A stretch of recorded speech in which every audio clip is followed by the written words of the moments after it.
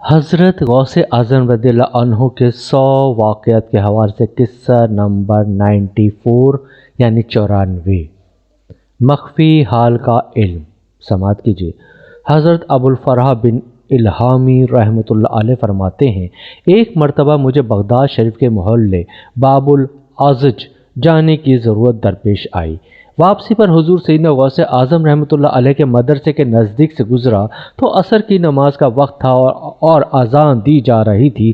میرے دل میں خیال پیدا ہوا کہ نماز بھی ادا کر لوں اور آپ رحمۃ اللہ علیہ سے ملاقات کا شرف بھی حاصل ہو جائے گا۔